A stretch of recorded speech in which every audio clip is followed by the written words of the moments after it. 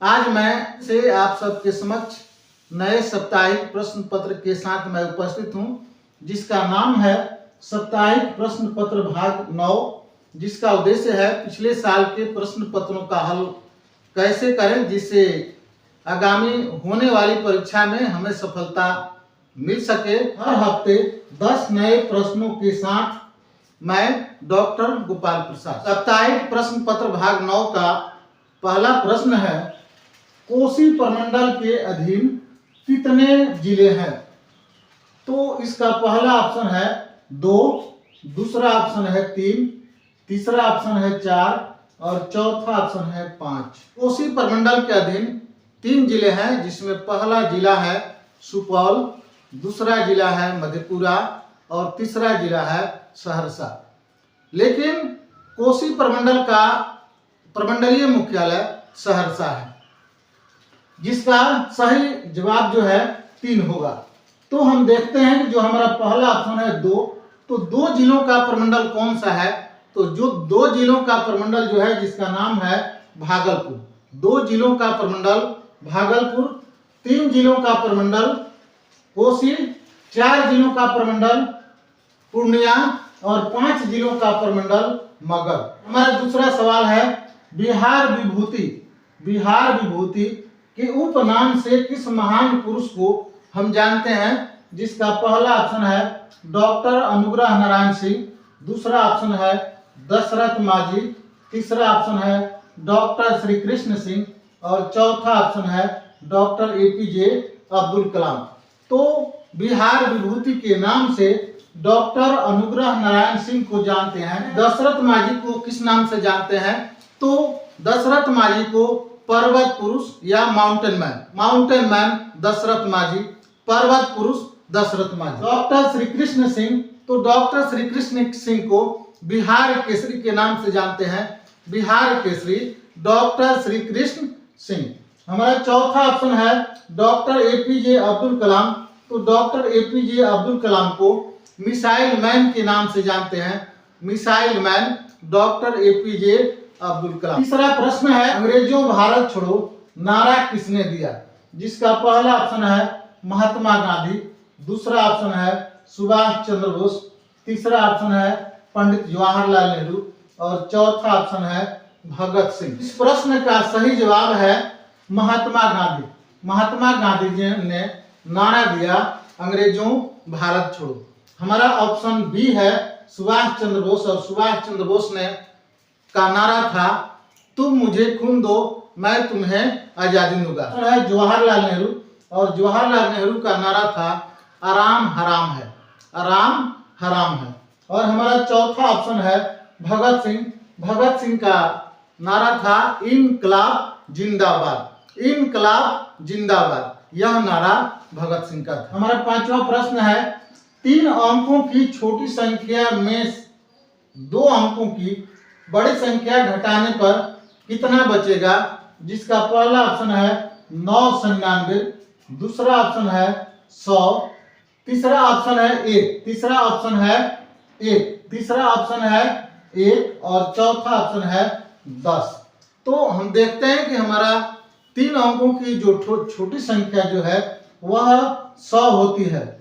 3 अंकों की छोटी संख्या 100 होती है और 2 अंकों की बड़ी संख्या 99 होती है। तो जब इसको घटाएंगे तो हमारा 1 बचेगा। तो इसका सही जवाब 1 होगा। हमारा 6ठा प्रश्न है, घेंघा रोग किस खनिज तत्व की कमी से होता है?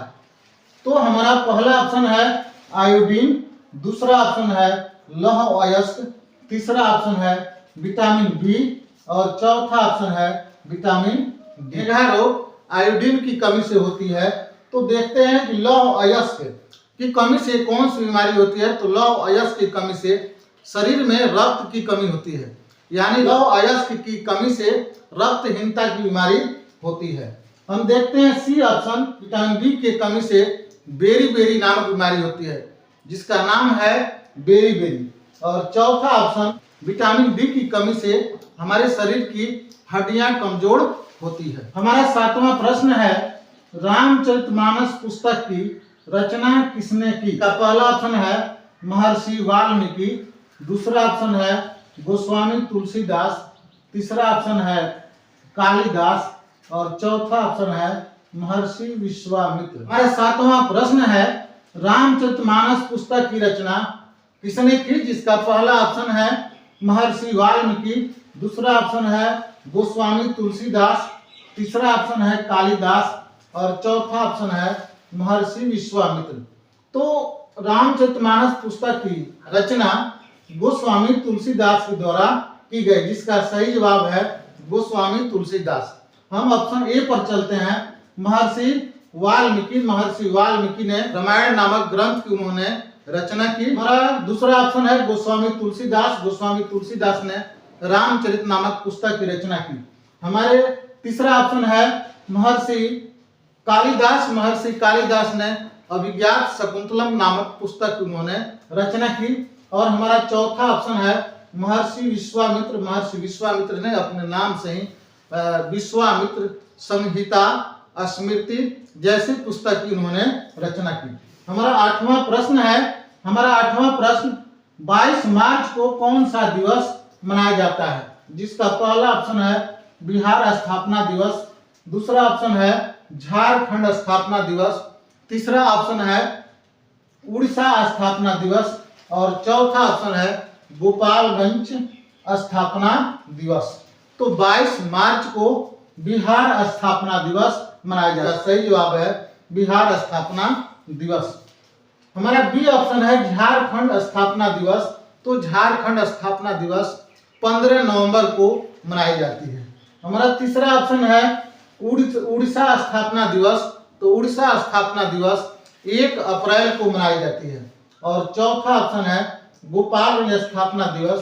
तो गोपालगंज स्थापना दिवस 2 अक्टूबर को मनाई जाती है। हमारा 9वां प्रश्न है ऑपरेशन फ्लड का संबंध किस क्षेत्र से है। तो ऑपरेशन फ्लड का संबंध जो है वह डेयरी विकास से है।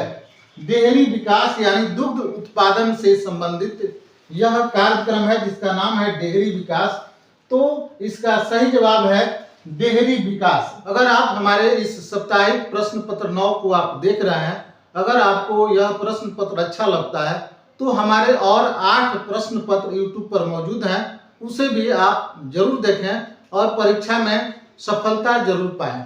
हमारा 10वां प्रश्न है भारत के प्रधानमंत्री की सूची में श्री नरेंद्र मोदी किस क्रम के प्रधानमंत्री बने हैं, जिसका पहला ऑप्शन है 13वां, दूसरा ऑप्शन है 14वें, तीसरा ऑप्शन है 15वें और डी ऑप्शन है 16वें। हमारे प्रधानमंत्री की सूची में 15वें प्रधानमंत्री श्री नरेंद्र मोदी बने हैं, यानी उनका क्रम जो है 15वां क्रम है। तो देखते हैं कि हमारे 13वें क्रम के प्रधानमंत्री कौन है। तो 13वें क्रम के प्रधानमंत्री अटल बिहारी वाजपेयी, 14वें प्रधानमंत्री मनमोहन सिंह और हमारे 15वें प्रधानमंत्री नरेंद्र मोदी और 16वें प्रधानमंत्री चुनाव हो जाने के बाद पता चलेगा कि हमारे 16वें क्रम के प्रधानमंत्री कौन बनेंगे। तो चलिए इसी के साथ हम कार्यक्रम को विराम लेते हैं। साथ ही साथ आपसे यह अनुरोध करेंगे कि अगर हमारी यह कार्यक्रम आपको अच्छी लगती है, अगर आप हमारे इस कार्यक्रम पर नए हैं तो हमारे इस चैनल को लाइक, सब्सक्राइब और बेल घंटी बजाना न भूलें। तो चलिए इसी के साथ आप सभी को बहुत बहुत धन्यवाद।